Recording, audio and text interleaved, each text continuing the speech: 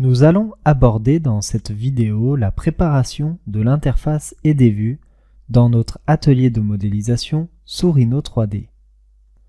Lorsque vous allez ouvrir votre logiciel Rhino 3D, vous allez arriver ici sur cette interface. Cette interface, vous pouvez la paramétrer, notamment lorsque vous allez dans Fichier, puis dans Propriétés. Vous avez ici, dans Options de Rhino, l'apparence avec les couleurs. Tout d'abord la langue de travail.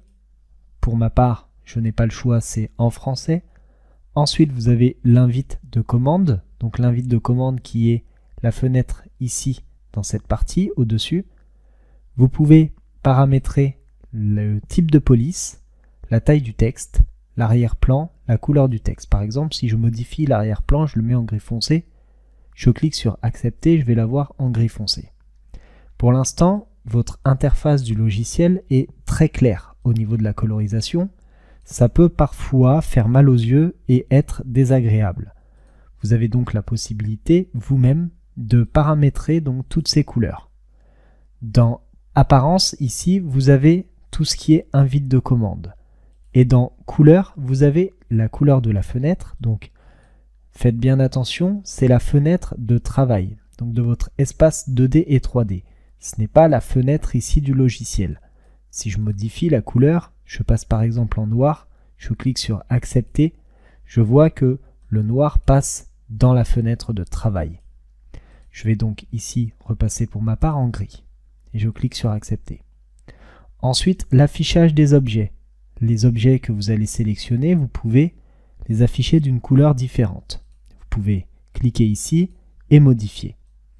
Les objets de l'interface également, notamment les icônes, etc. Puis dans tout ce qui est général, vous aurez couleur de la fenêtre. Ici, je passe par exemple en gris foncé, accepter, et là la fenêtre change de couleur. Je vais rester pour ma part en gris pour la fenêtre 1. Fenêtre 2, si vous passez par exemple en orange, c'est tout ce qui est en arrière-plan de cette fenêtre. Je vais donc pour ma part me remettre également en gris. Je clique sur accepter, comme ça j'ai un dégradé de la colorisation. Et vous allez pouvoir également modifier les couleurs de vos axes. L'axe X, Y et Z que vous avez ici, en voyant un petit peu plus sur la perspective en 3D, vous pouvez observer que dans l'axe U, c'est rouge, dans l'axe V, c'est vert, et puis l'autre il est en bleu. Vous pouvez modifier les couleurs si vous le souhaitez. Et ensuite, vous cliquez sur accepter pour valider. Ensuite, concernant les fenêtres des vues. Ici, vous pouvez faire un double-clic et vous passez uniquement en vue perspective. Vous refaites un double-clic ici et vous revenez en mode 4 vues. Attention, si vous faites un double-clic n'importe où dans la fenêtre, ça ne fonctionne pas. Il faut vraiment que ce soit dans cette zone.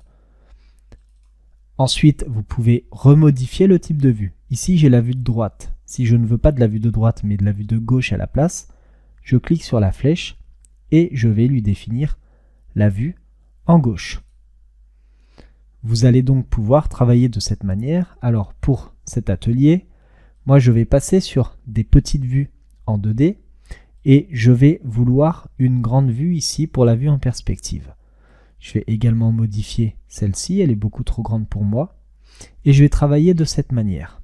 Ça me permettra directement de voir l'intégralité en 3D et un petit peu plus petit ici sur les fenêtres en 2D. Et si je souhaite passer uniquement en 3D, je repasserai en perspective unique. On pourra éventuellement passer également sur du filaire ou sur du ombré sur certains points de vue. Par exemple ici, dans la vue perspective, on se mettra en ombré. Dans les vues haut, face et gauche, on pourra se mettre par exemple en filaire pour avoir un meilleur visuel. Et cette fenêtre que vous avez ici, tout à droite, vous allez la réduire de façon à voir légèrement ce dont vous avez besoin dans les propriétés de vos objets et d'avoir un maximum une vue en perspective la plus grande possible. Je vous remercie d'avoir suivi cette vidéo et je vous dis à tout de suite pour la suite de cette formation.